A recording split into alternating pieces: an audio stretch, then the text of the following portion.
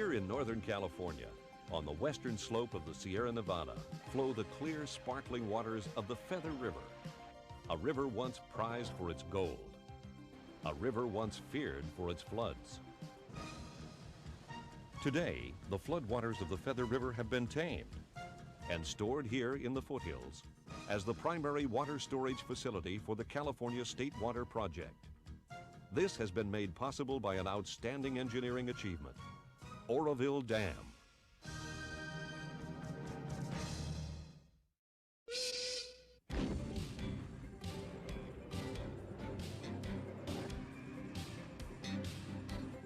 At the dam site, work began on the first of two tunnels, which would divert the river during dam construction. Part of the river channel was closed off. This allowed crews to expose the bedrock on which the dam's concrete core block would be built.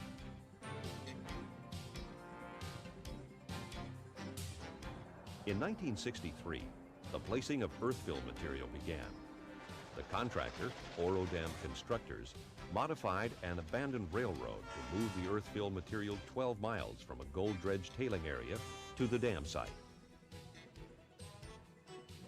A huge bucket wheel excavator scooped up rock and gravel at the rate of more than 3,500 cubic yards per hour.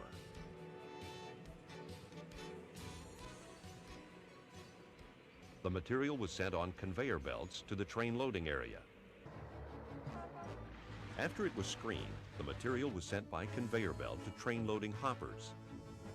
By filling 10 cars at one time, an entire 40-car train was loaded in less than 15 minutes. 3 sets of locomotives continually shuttled the cars between the dam and the Boro site.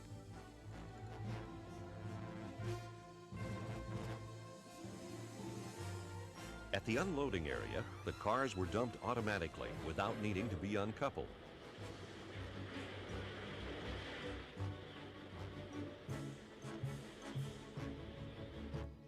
The material again rode the conveyors.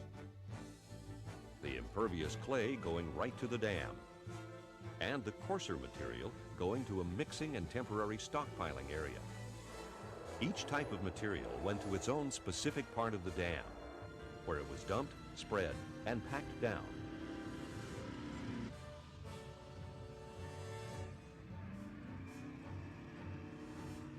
Inspectors monitored the operation constantly to maintain quality control. In 1964, the second diversion tunnel was completed. By the end of the year, the construction of the upstream portion of the dam rose to 425 feet. In December of 1964, a record flood roared down the forks of the Feather River. But Oroville Dam was ready. And although only partially finished, it controlled the flood, saving downstream farms and cities millions of dollars in damage and possible loss of life. Meanwhile, deep within the left abutment of the dam, the powerhouse was being carved out of solid rock. Up top, construction continued around the clock to build Oroville Dam. Day by day, week by week, the dam grew. When completed, it would stand 770 feet high. It would be 6,900 feet long, 3,500 feet thick at the base, and contain 80 million cubic yards of earth material. In 1967, the final load of earth was put in place. The last diversion tunnel was closed, and Lake Oroville began to fill with water, 1 year ahead of schedule. Oroville Dam's powerhouse, later to become the Edward Hyatt Power Plant, was also nearing completion. It had been almost 7 years since ground was broken to begin construction, and it was time to celebrate again. On May 4th, 1968, Oroville Dam was formally dedicated by Governor Ronald Reagan. Here before you is Lake Oroville, filling to its destiny for the use of flood control, hydroelectric power, irrigation, municipal and domestic purposes, and as one of the greatest recreational and fishery lakes in California. And off there is the highest dam in the United States.